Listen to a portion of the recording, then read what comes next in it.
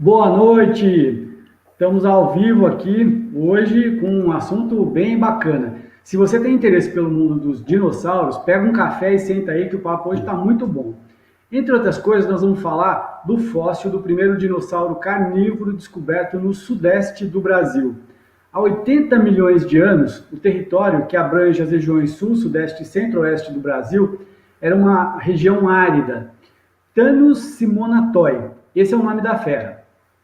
O dinossauro, que pesava 600 quilos, era bípede e tinha aproximadamente 5 metros de altura, entrou para a história como o primeiro carnívoro encontrado no sudeste brasileiro. O novo dinossauro foi a base do trabalho e das buscas do paleontólogo Fabiano Vidóia, nosso convidado de hoje, que demorou 18 anos para juntar todos os pedaços dessa história, que nós vamos falar um pouco daqui a pouco. Antes, eu gostaria de saber, Fabiano, como nasceu essa sua paixão pelos dinossauros? Boa noite. Boa noite, pessoal. Boa noite quem nos acompanha aqui pelo canal. Bom, eu comecei bem jovenzinho, né? Eu sou nascido em Monte Alto, e lá em Monte Alto, em 1984, 85, achou-se dinossauro dentro da cidade, né? Na área urbana. Isso repercutiu bastante. Então, as primeiras lembranças que eu tenho eu tinha uns 7 anos, mais ou menos, e eu lembro desses fósseis que foram achados. Eu tinha curiosidade de ver como é que era, onde que estava. Porém, o museu em Monte Alto ele só foi inaugurado em 92. Aí, com a inauguração, é que a gente pôde ter acesso, ver os materiais. E como eu já gostava, né, diferentemente da maioria da molecada, a molecada gosta muito de dinossauro, né? Eu gostava do fóssil em si. Eu achava maravilhoso como é que um osso pode virar uma pedra, né? Falando a grosso modo. E aí eu comecei a visitar demais o museu, fiz amizade com o pessoal, até que me convidaram para fazer algumas buscas. Então, comecei em 94, mais ou menos, e de lá para cá não parei mais. Quem diria que toda aquela curiosidade aí daria origem a uma pesquisa tão bacana, tão importante, né, Fabiano?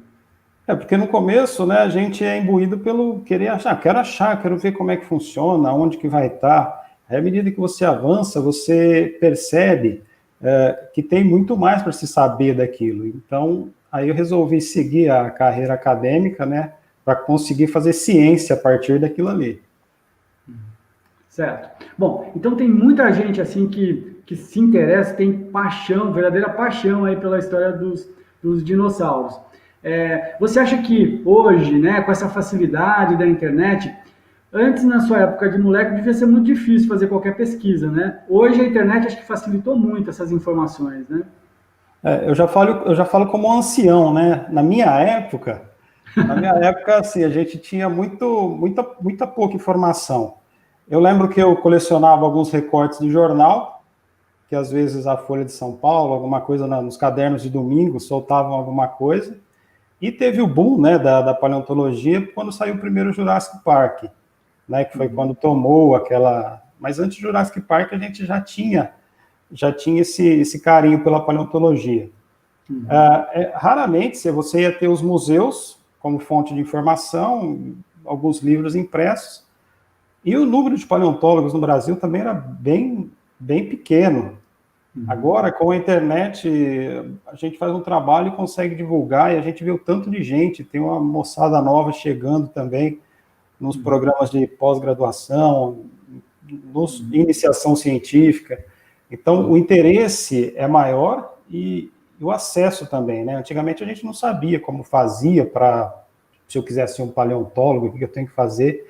Hoje, quem tem interesse, desde cedo já entra na internet, quero ser paleontólogo, aí já te dá a fórmula mágica. E como é que você falou isso para sua mãe quando você falou, quero fazer paleontologia? Isso deve ter sido bem exótico, né?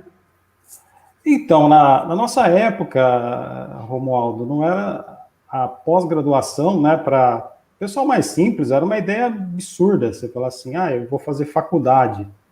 Então, era uma coisa assim, não, de família pobre, como é que você vai fazer faculdade, né?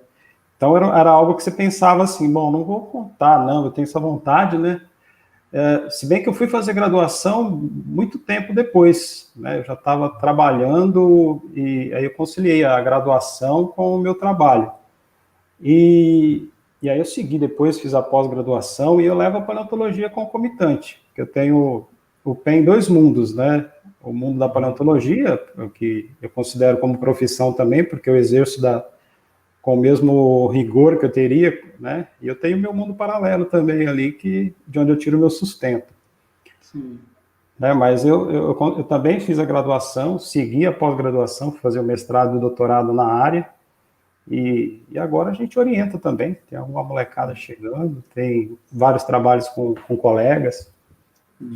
São 340 mil pesquisas mensais no Google, né, só no Google brasileiro, referente a esse assunto. Então, acho que com certeza tem muita gente que se interessa por isso. Bom, Fabiano, você fez um PowerPoint para a gente ilustrar um pouquinho mais essa conversa, né? Então, eu vou diminuir a tela aqui para a gente colocar esse PowerPoint que você fez aí. Aí, como você tinha me pedido, né, você ia falar que é um propósito de tribos, né, as várias tribos que a gente tem. Sim. E você falou assim, como é que são a tribo dos caçadores, dos dinossauros? Então, sempre a gente tem vários polos de pesquisa, várias pessoas, né, que se juntam e fazem uma turminha ali de caçadores de dinossauros. Temos em Monte Alto, em Marília, Uberaba, em vários outros. Geralmente eu falo mais aqui do interior paulista, mas o que os caçadores por que a paleontologia, né? Quando se fala em paleontologia, geralmente só se vê os dinossauros. Mas o que a gente estuda? A gente vai atrás do quê? O que a gente precisa para descrever um dinossauro, para descrever uma espécie nova? Seguiu? Bom, a gente não faz limonada sem limões, né? E a paleontologia, a gente precisa de fósseis. Então, os fósseis, eles são evidências do passado. Então, a gente vai fazer essa busca dos fósseis. Aí você fala assim, bom, então eu posso sair para qualquer canto e procurar dinossauro que eu vou achar. Se eu abrir um buraco no fundo da minha casa, eu posso achar um dinossauro. Bom, eu não sei se você pesca, né, Romualdo, mas todo mundo sabe que por exemplo, se eu quiser pegar um dourado, eu não vou pescar no córrego aqui do lado de casa, que não vai ser fácil. Se eu quiser pegar uma caixara, né, eu vou ter que saber bem onde procurar. Vamos para o próximo slide, que eu vou falar o que eu estou querendo dizer com isso. Bom, gente, para um fóssil se formar, o que tem que acontecer? O animal tem que morrer. Deixa eu pegar um exemplo aqui. Então, vamos lá, esse animalzinho está andando lá, ele morre, pau. Se a gente tiver igual um gado, por exemplo, que morre lá no pasto, provavelmente esses restos dele vai se desfazer e vai se perder. Só que em algumas ocasiões, esse material ele pode ser soterrado e, com o passar de milhões de anos, ele se fossilizar. O que acontece? Ele fica dentro de um pacote de sedimentos, ele passa um processo chamado fossilização e se preserva. E, com o passar dos anos, a gente acha nesse pacote de rochas. Aí você fala, mas Fabiano, o que isso tem a ver com o fato de onde eu procurar? Bom, eu sei que essa rocha que se forma é uma rocha específica, que é uma rocha sedimentar. Então, não vai adiantar eu sair procurando se eu não souber onde estão essas rochas. Então, eu tenho que saber que rio eu vou pescar, né? Vamos para a próxima aí que fica mais claro. Tem muita gente que fala assim, eu quero um fóssil, eu vou comprar no eBay, no Mercado Livre, né? Bom, no Brasil isso é crime, né? Os fósseis brasileiros eles pertencem à União, tem a legislação, então os fósseis brasileiros só podem ser escavados por equipes que têm autorização ou por universidades, né? Então, se você quer estudar um fóssil, gosta de paleontologia, procure os órgãos, as faculdades, os museus. Tem muita gente que também acha um fóssil por acaso, que acontece tanto em Monte Alto como aqui em Uchoa, Ibirá. Às vezes a pessoa fazendo o seu trabalho encontra. Bom, então nós não vamos comprar o fóssil, tá, gente? Fica claro isso. Agora, se achar, só aproveitando isso, eu acho que isso é uma coisa importante. Se a pessoa achar isso por aí, o que é recomendado que ela faça? Bom, eu oriento que ela procure o museu mais próximo que ela tiver, ou alguma universidade, né? Porque muitas vezes a pessoa acha também, não sabe, não tem o trabalho técnico, não sabe como é que vai tirar, ela pode quebrar esse material. Então, o que tem acontecido muito? O pessoal acha, liga no museu e fala, achei um negócio aqui. A gente vai e faz a coleta, a gente faz bastante amizade com sitiantes que acabam ajudando a gente. Que aí vira e mexe, liga e fala assim, ó, apareceu outro aqui. E a gente pega e vai para lá. Então, se alguém quer estudar ou fazer, se vincula a alguma universidade, ou algum museu, ou quiser colaborar, aparecer alguma coisa, fala, olha, achamos, tal. Bom, esse mapa em amarelo aí, ó, a gente vê as bacias sedimentares, que são essas rochas que se formaram no passado, e nelas que vão estar os fósseis. Então, cada uma, né, se depositou num determinado tempo. Então, por exemplo, se você tiver nessas áreas cinzas aí, eu sinto muito, você não vai achar nada. Só pelo eBay, ou pelo Mercado Livre. Agora, escavando, não vai achar, não.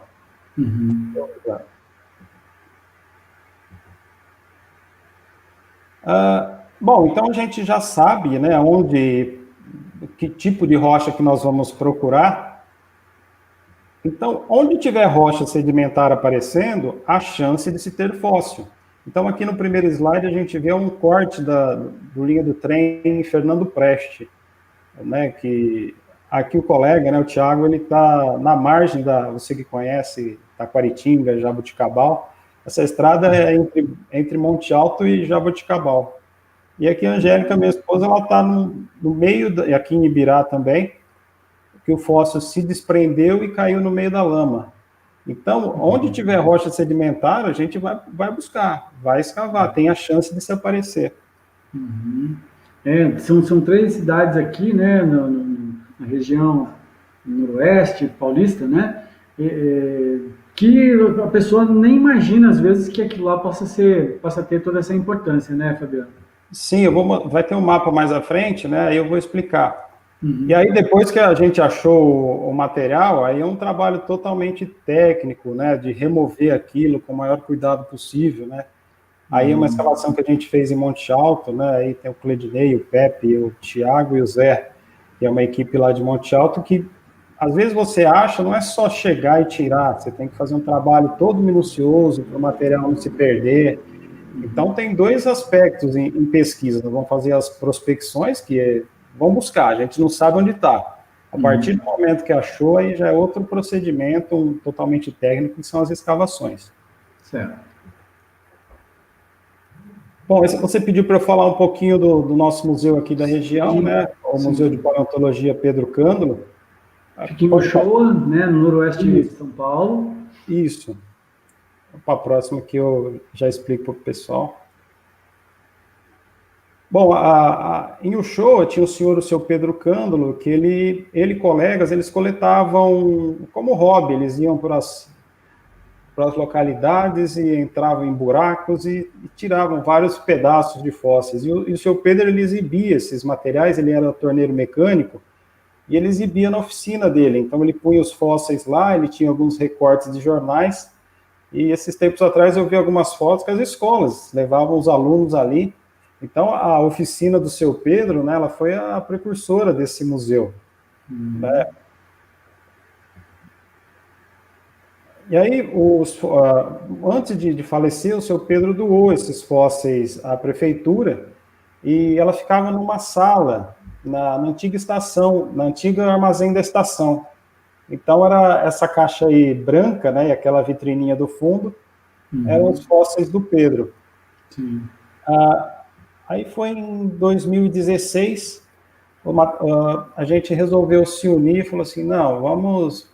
Eu vi o material estava se desfazendo, eu fiquei com essa preocupação, falei, não, gente, vamos restaurar, vamos dar uma preparada nisso aqui. Aí isso já tinha um movimento, né, o João Ornelas, o Leonardo e outros grupos ali, em fazer o museu, eles queriam fazer o museu, não sabiam como. Então aí falei assim, bom, vamos tocar isso para frente. Juntar a força, né? Você fez um trabalho voluntário, né? Super elogiado lá, as pessoas ficaram muito felizes com isso. Né? Na verdade, eu já mais de 20 anos de voluntariado, né? Na verdade, eu pago para fazer paleontologia. Então, é gosto. Eu me satisfaz muito ver a paleontologia caminhando e mais gente desfrutando do resultado desses trabalhos. Então, nós juntamos lá, preparamos esse material do Pedro, classificamos, enviamos os relatórios aos órgãos competentes e criamos uma equipe local para começar a fazer novas prospecções. Então, todas as peças lá, elas são numeradas, como se pede o protocolo. E em 2016 mesmo, criou-se uma portaria em criação do museu, uma lei municipal, né? E a gente, em dezembro, inaugura o museu. A inauguração, a gente foi na raça, né, com o que tínhamos naquele momento. Então, a gente conseguiu...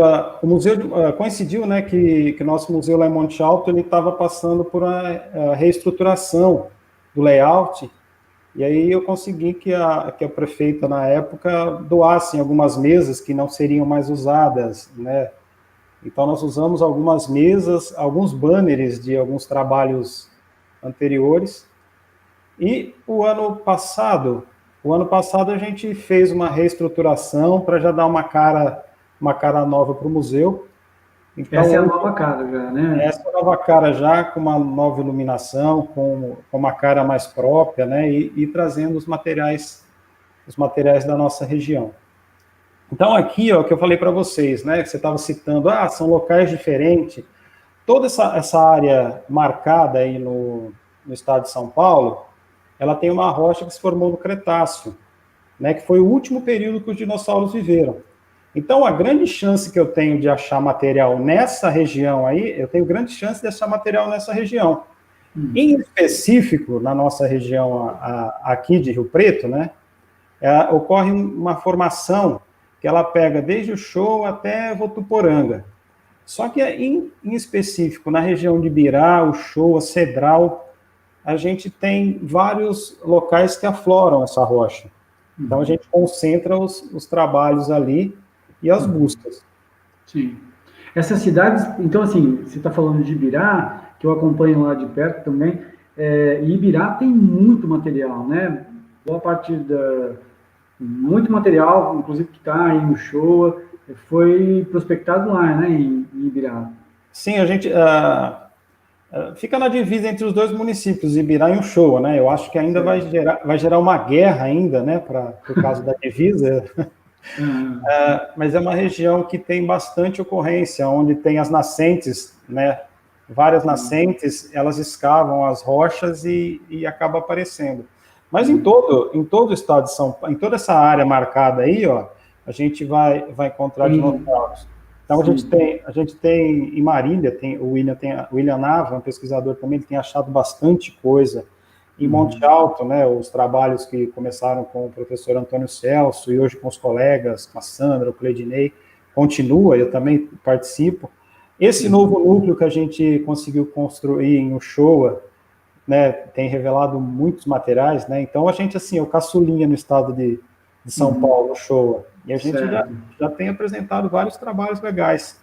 Certo. E antes, Fabiano, boa parte dos materiais que eram colhidos por aqui, isso ia para São Paulo, Brasília, né? Tem muita coisa importante aqui da região que está nesses museus mais distantes aí, né? Sim, eu pesquisava em Ibirá, na época, né, que nós fomos contatados, eu estava em Monte Alto, por vários anos a gente coletou e levou para Monte Alto. Tem pessoal da UFSCar, que também tem material de Ibirá, USP, e a partir do momento que a gente instituiu o museu ali, para mim é interesse que os fósseis fiquem mais perto da sua origem. Região. Né? O mesmo acontece em Monte Alto também, que a gente acha lá, deixa lá. Por que isso é importante? Porque, às vezes, a própria população local não sabe dessa riqueza científica, né? Porque eu falo que, muitas vezes, os pesquisadores vão no local. É algo também que é triste, que eu vejo que aconteceu um pouco em General Salgado. Muitos pesquisadores foram, pesquisaram, levaram os materiais para suas instituições, e na região, e ali mesmo não tem nada, assim, sabe? Então a gente não tem esse retorno para a população. Então acho que o museu é um retorno, tipo assim, olha, vem aqui, você que é da região, venha ver o que você tem. Bom, aqui a nossa equipe de prospecção do Museu Pedro Cândolo, né, o Leonardo, o Zé Rafael, o João Ornelas. O João Ornelas sorrindo é uma raridade, né? Pois é, estava observando isso, João Ornelas sorrindo, muito isso aí, legal. Ele o deve estar acompanhando a gente. Tomara, ele deve estar me xingando. O canto do Irapuru, o sorriso do João. Pois é. Então, a região ela tem uma rocha, né, diferenciada, que mostra para a gente que eram rios e lagos. Então, a gente já tem esse conhecimento de que tipo de ambiente que era. Então, o que você falou aí, né, do Tano Simonatoy, que foi a primeira... grande trabalho, né, 18 anos de pesquisa, ocupou, né, do seu trabalho, e então, você é que deu esse nome, né? Como é que é essa história? Então, na verdade, né, quando pesquisava com a equipe de Monte Alto, essa aqui é uma réplica que eu fiz em resina. Nós achamos essa primeira parte aqui. Fizemos um trabalho, falamos, sabemos que temos esses carnívoros aqui em Monte Alto, aqui em Ibirá, em Uchoa. Só que 18 anos depois, eu voltei ao campo e consegui achar outra parte do fóssil. Né? Até então não dava para descrever porque eu tinha um material incompleto e não dava para ver as feições. No ano de 2018, eu estava o material, como não tinha museu na época em Uchoa, o material estava em Monte Alto.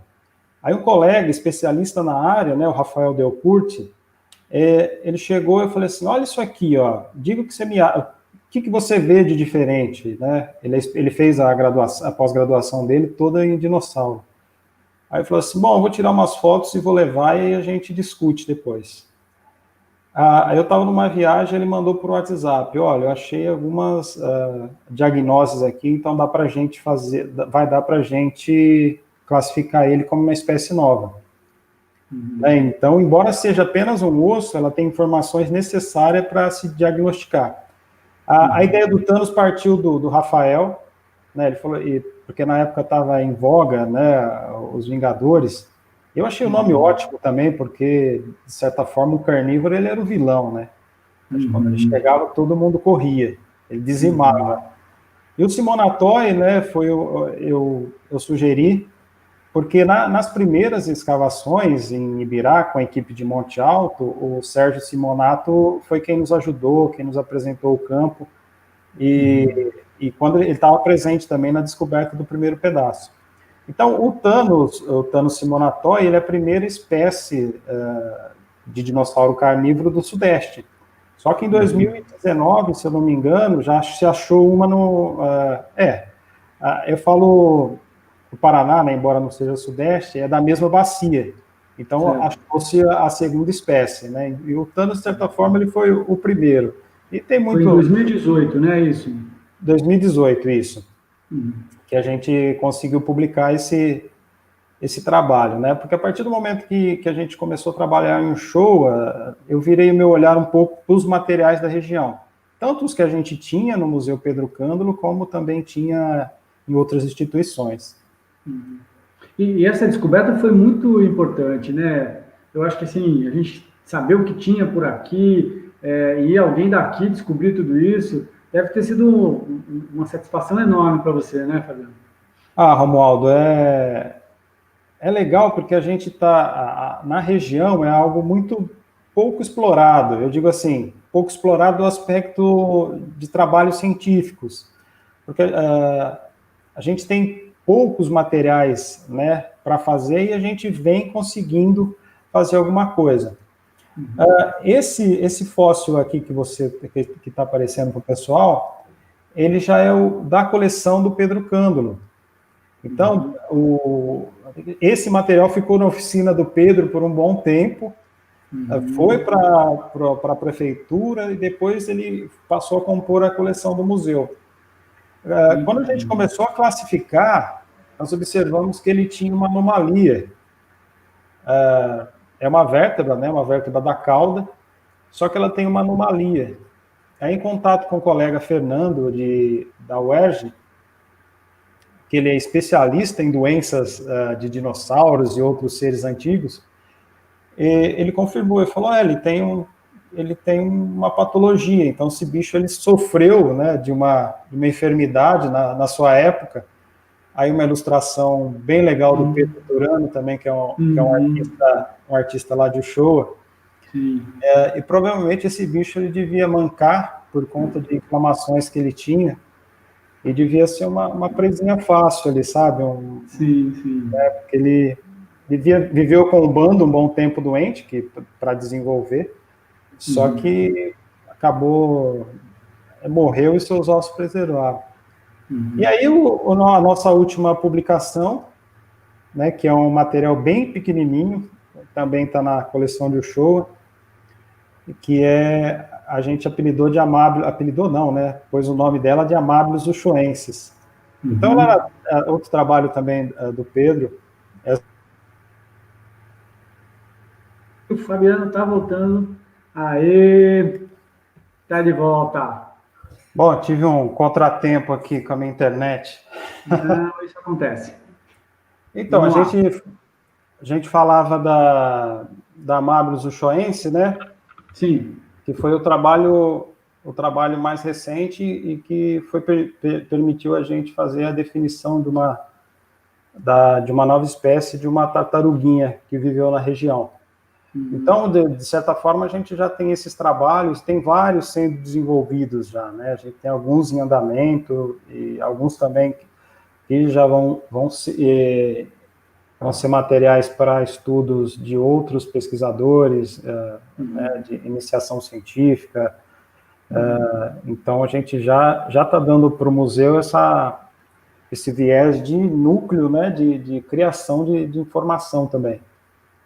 Você está vendo algum otimismo? A chegada dos museus, eu acho que ela dá uma propagação nova, né? E está criando, por exemplo, em Uchoa, um segmento novo que é o turismo voltado, e tem muitas crianças, jovens que vão ao Uchoa para visitar o museu, né? Então acho que isso é muito importante. Porque que isso representa, né? Muitas vezes o leigo vai falar assim, por que uma prefeitura vai investir em um museu? Né? Que retorno que vai ter isso? Bom, a gente não pode pensar a curto prazo, né? A gente tem que pensar a longo prazo. A mesma importância que tem uma biblioteca, que tem um museu, uma pinacoteca, em que é um ponto de conhecimento, que você vai difundir cultura e conhecimento. Mas, às vezes, as pessoas elas falam assim, bom, as pessoas só pensam no dinheiro, né, na riqueza, mas pode se agregar também riqueza para o município. Né? Por exemplo, o Uchoa, como outros municípios também que têm museus, desperta um interesse turístico. Então, a gente tem muitas pessoas, Monte Alto, por exemplo, Uberaba também, eles têm núcleos já estabelecidos e que a agenda de visitas estão completas, assim, tem que ser de um ano para o outro. Né? Em Uchoa, a gente vinha conseguindo isso, tendo visita toda semana. Então, são pessoas de fora que vêm para o seu município para conhecer os dinossauros, e eles não vêm somente para conhecer os dinossauros. Essa pessoa ela vai comer alguma coisa, ela vai conhecer um outro atrativo, né? Porque ela vem, bom, já que eu estou em Uchoa, deixa eu ver o que tem de legal aqui. Olha, tem um café aqui que serve um café colonial, né? Olha, eu tenho uma cachoeira, eu tenho alguma coisa... eu vou ficar aqui, eu vou ficar. Então a pessoa acaba almoçando na cidade, ela acaba procurando uma lanchonete, então ela gera renda para a cidade. Né? E à medida que isso se desenvolve, a gente vai ter um retorno financeiro para o município. Né? Tem alguns, o governo também estadual, ele dá alguns incentivos para o turismo, né? Então tem algumas cidades que são municípios de interesse turístico, né? E vem uma renda para você investir no seu município para ele desenvolver isso aqui. Então, o que já acontece em Uberaba aqui, eu estou vendo meu parceirão Thiago Marinho, já acontece em Uberaba, em Monte Alto está acontecendo, a gente vê o turismo lá crescendo de uma forma né, bem expressiva. E o Showa, a gente vê que, assim, a gente tem 4 anos de museu, a gente já conseguiu dar uma cara nova para o museu, conseguiu produzir algumas coisas, isso reflete. A gente tem pessoas de Rio Preto que ligam lá e falam, olha, vocês estão abertos quando? A gente quer ver. Então, são famílias que estão indo para a cidade para conhecer, né? Elas vêm, elas levam educação, levam cultura e deixam também, né, consomem na cidade, visitam. Então, geram lucros também para a cidade, não é? Então, tem essa via de duas mãos, né? Que a gente ganha, o turista ganha informação e entretenimento também, né? Porque é um universo novo que ele não conhece, que ele vai chegar ali e falar, olha que legal. Eu chegar lá, a pessoa chega e fala, isso é um osso de dinossauro, né? Muitas vezes a gente não toca, né? Ela toca, ela vê, é pesado, né? É diferente dela ver uma apresentação minha aqui que eu falo, isso é um osso de dinossauro. Ou ela vê num livro, ela vai lá, ela toca, ela presencia e fala, bom, eu saio convencido agora. E você acha que assim toda essa informação nova, esse acesso novo a essas informações da paleontologia, está estimulando mais jovens a seguir carreira nessa área? Antes era uma coisa muito exótica, né? Era algo assim, meio que inacessível, né? A gente imaginava que isso era só coisa de filme de Hollywood, né? A gente imaginava que isso poderia estar aqui no quintal de casa, que eu fazendo uma universidade, por exemplo, que eu podia aqui no interior paulista fazer uma graduação nisso. Então a gente vê, tem muitos jovens chegando, né? É que muitas vezes a gente não tem material para todos, né? Porque o colega, o Thiago, fala muito, né? Que todo mundo chega querendo estudar dinossauro. Né? E muitas vezes a paleontologia não é só dinossauro, né? A gente tem muitos outros elementos ali daquela fauna. A gente tem crocodilos, tartarugas, que são materiais que a gente tem que descobrir, né? Então, o conjunto em si, a gente gosta de montar esse grande quebra-cabeça. E muito jovem, os jovens estão chegando e já na graduação, né? Tem 2 alunos também de Mato Grosso do Sul que já estão chegando na graduação agora, falou, olha, eu quero estudar dinossauros. Né? Alguns projetos também em Uberaba, né, que eles têm, a molecada jovem, eles já chegam desde a base já da graduação, então já crescem na graduação, já se especializando. Então, eles têm mais acesso e sabem como fazer. E a internet proporciona isso, como você falou, né? Os caminhos. Bom, eu quero ser paleontólogo, por onde eu posso ir? E esses jovens são bem mais antenados, né? Então, quando eles querem, eles dão um jeito. Certo. Bom, então assim, hoje nós estamos falando sobre os dinossauros. Se você gosta desse tipo de assunto, se você gosta de assuntos relacionados à viagem, já vou aproveitar aqui um momento para pedir que você participe, se inscreva, apoie o projeto nosso aqui. É só clicar na parte de baixo aí do seu vídeo, inscreva-se no canal, ative o sininho, você vai receber material todos os dias, tem lives de assuntos interessantes como esse de hoje. Agora eu queria falar de uma novidade que está ainda muito fresquinha aí, chegando nas prateleiras digitais. O seu é o primeiro livro, Fabiano? Sim. O ano passado, né, eu lancei um livro em Monte Alto que contava os 100 anos de história lá de paleontologia de Monte Alto. Os Segredos da Serra. É isso? Paleontologia, os Segredos da Serra. E a gente fez como eu mudei de Monte Alto, né, algumas coisas estavam sumindo da minha mente. Eu falei, bom, eu quero fazer logo antes que eu esqueça. Então, nós lançamos uma versão impressa, uma tiragem bem baixa, que são vendidas nos museus, né, tanto de Monte Alto e às vezes alguns em Uchoa. E eu não tinha pensado em lançar ele em plataforma digital. Então, é fresco ainda. Eu subi para a plataforma semana passada, né, no Amazon. Na Amazon, e ele já está disponível, né? A gente ia fazer, eu ainda ia fazer o lançamento, mas aqui estou avisando em primeira mão aqui para o pessoal. Que legal. E ali tem resume um pouco desse trabalho que você fez em Monte Alto. Você ainda tem ligação com o Museu de Monte Alto? Tenho, eu sou paleontólogo colaborador lá, né? Tem alguns materiais que eu estou trabalhando com eles, e então tem uma parceria legal com a Sandra, Cleidinei, com os pesquisadores de lá. E no livro eu trago um pouco, né, do passo a passo das pesquisas, dou uma introdução, e eu conto muito também, que eu gosto de contar histórias dos descobridores de fósseis, né, que muita gente, o livro, as pessoas não sabem que tem pessoas simples, né, temos sitiantes encontrando os fósseis, temos casos inusitados, então eu fiz questão também de dar um espaço para esse pessoal. Então a gente conta, faz a parte científica, conta dos bichos, mas também fala bastante das pessoas que encontraram e um pouquinho geral da paleontologia. Assim, só reforçando a orientação, que acho que tem muita gente, os sitiantes, por exemplo, pessoas muito simples, que não têm ideia do que tem, eles acabam encontrando ali, e é sempre importante a gente reforçar, né? Acho que Sim, os caminhos legais que ele deve tomar, porque muita coisa a gente perdeu e deve estar para o exterior, né, Fabiano? Essas coisas que se encontravam sim. anteriormente, que não tinha muita organização. Fala um pouco sobre isso, que eu acho que é importante. No Brasil, infelizmente, né, a gente tem muito comércio ilegal, principalmente no Nordeste, né, que tem a Bacia do Araripe, que é um dos locais com mais muitos fósseis sendo descobertos, a gente chama de Lagerstätten, são locais excepcionais, que tem uma quantidade muito grande.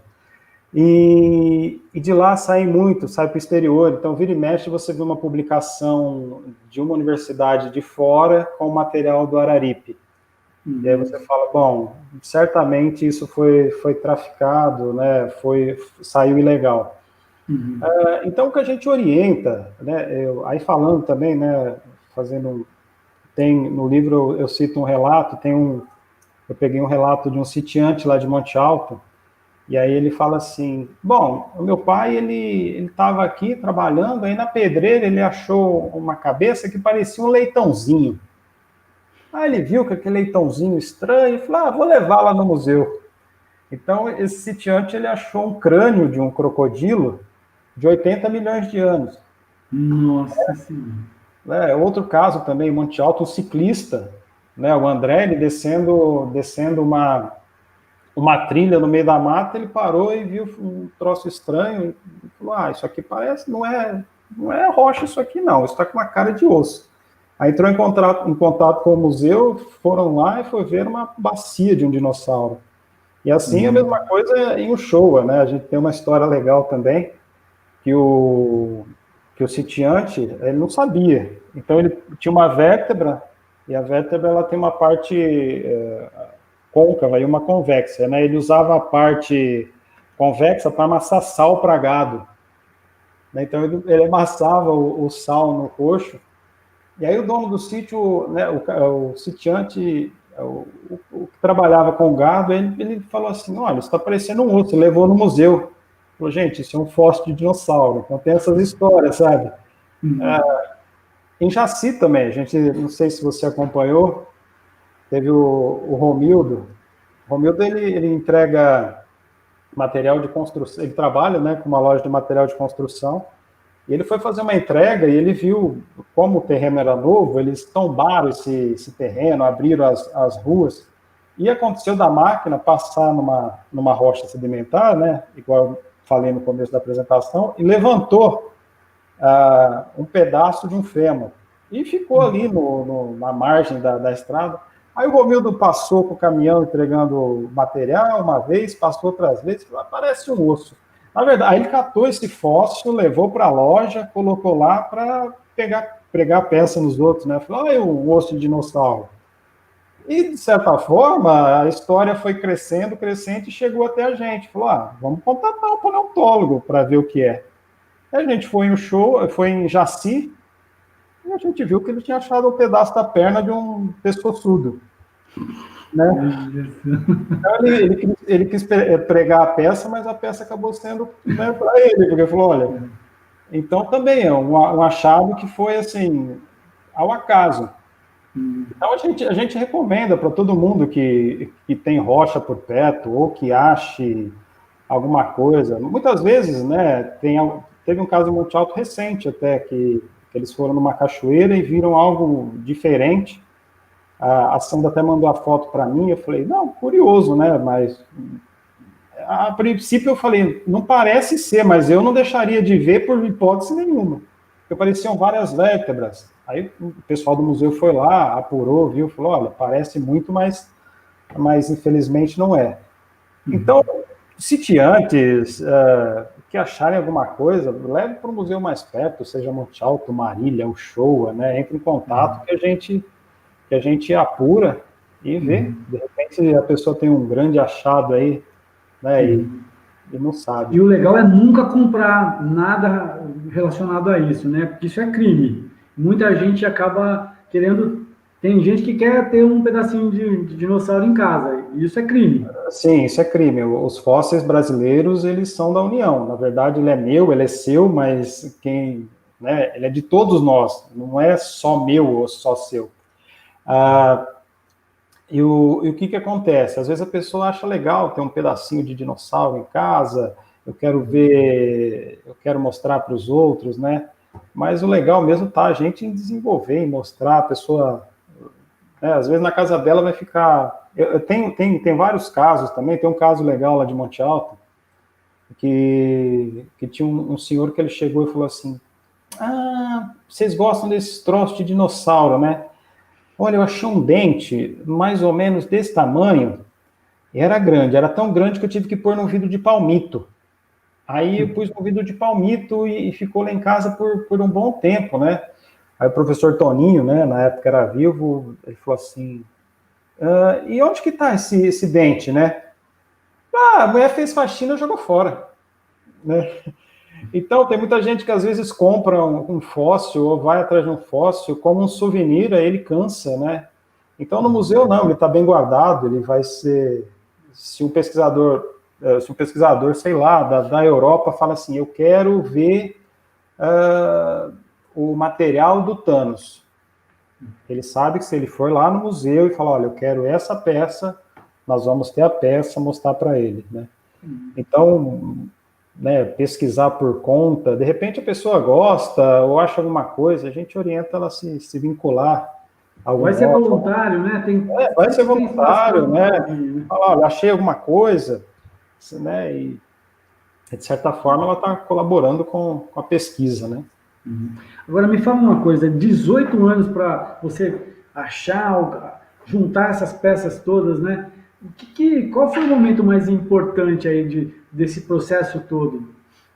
Não, na verdade, a gente, quando começou a tirar a primeira peça, né, eu estava presente, e já estava escurecendo e tinha muito mato. E aí a gente tentou tirar essa pecinha de lá e não conseguia, e aí tiramos só uma peça, não deu para tirar ela inteira. E quando a gente tira o fóssil, ele vai com muita rocha, né, a gente não sabe o que achou, muitas vezes a descoberta acontece no laboratório. Só anos depois, coisa de quase 10 anos depois, é que a gente foi identificar que era um osso de um dinossauro carnívoro. E eu me lembrava do local, né? E eu fui nesse local várias vezes e não encontrava.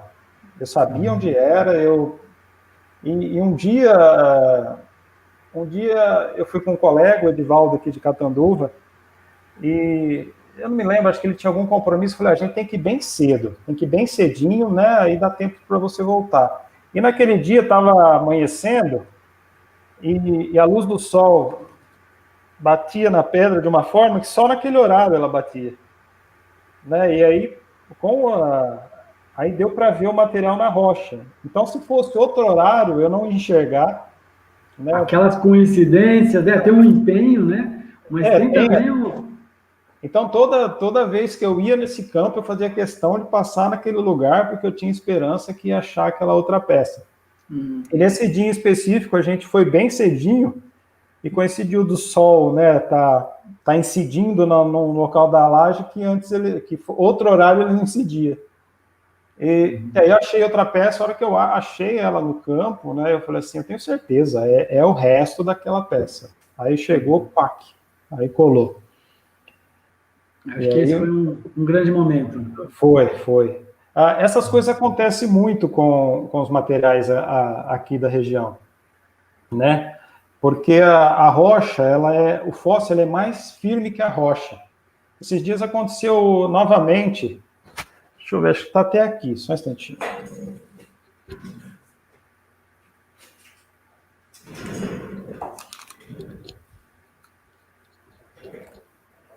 O que acontece?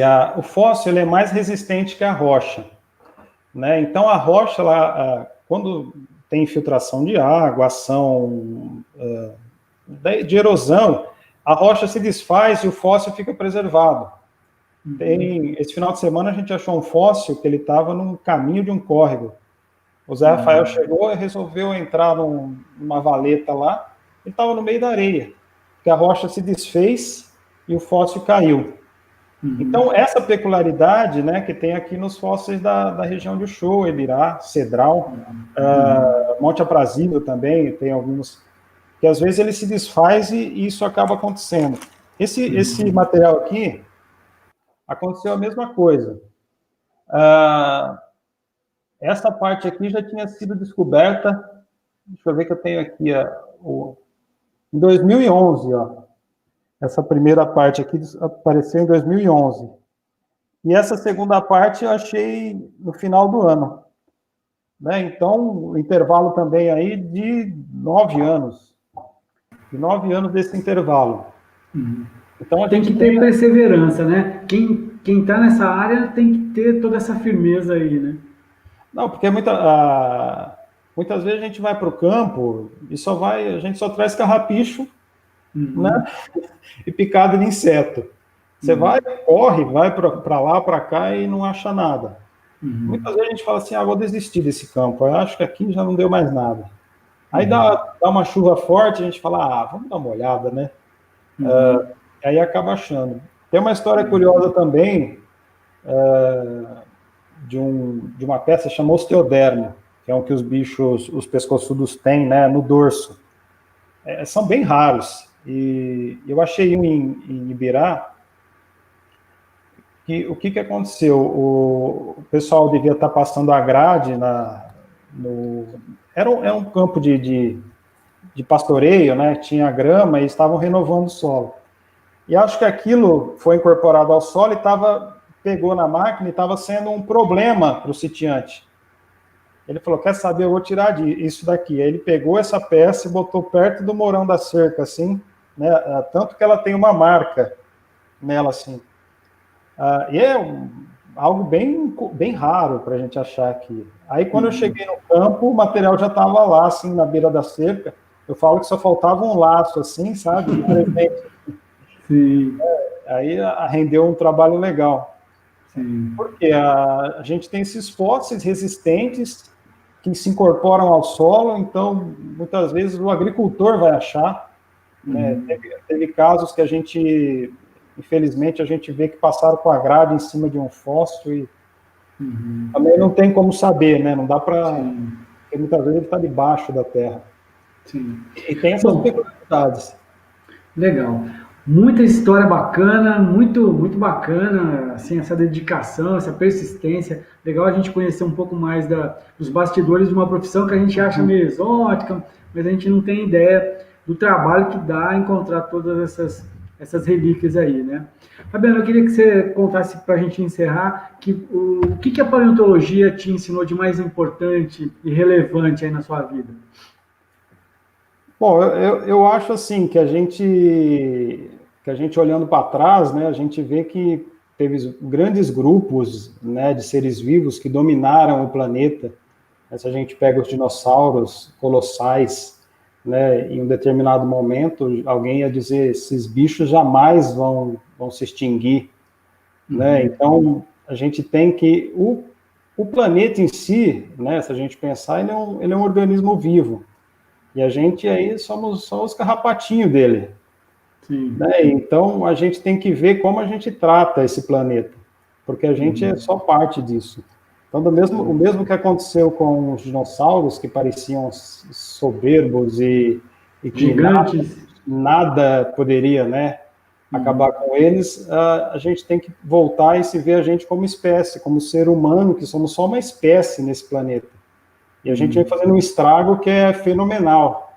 Pois é. A gente Só que o planeta ele também ele é um organismo vivo, né? A gente vê que uma bactéria desse tamanico, olha o Pode que causar uma confusão danada, né?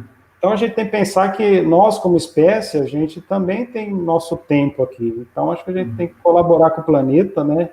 E entregar o planeta melhor do que a gente pegou, né? Com mais gentileza, né? Porque o negócio é sério, né? Porque vai ser a casa dos meus filhos, a casa dos meus netos, né? Então Sim, eu acho que a gente tem que pensar na paleontologia que nada é estagnado, então tudo vai mudar.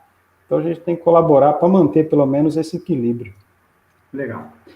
Bom, gente, muito obrigado a todos que acompanharam a nossa live. Amanhã tem live novamente, 8 da noite. A Fernanda Fontana, a empresária Fernanda Fontana, que já percorreu mais de 20 países, fala 5 línguas e tem boas histórias, vai estar aqui com a gente, contando, dividindo com a gente também um pouco das suas experiências.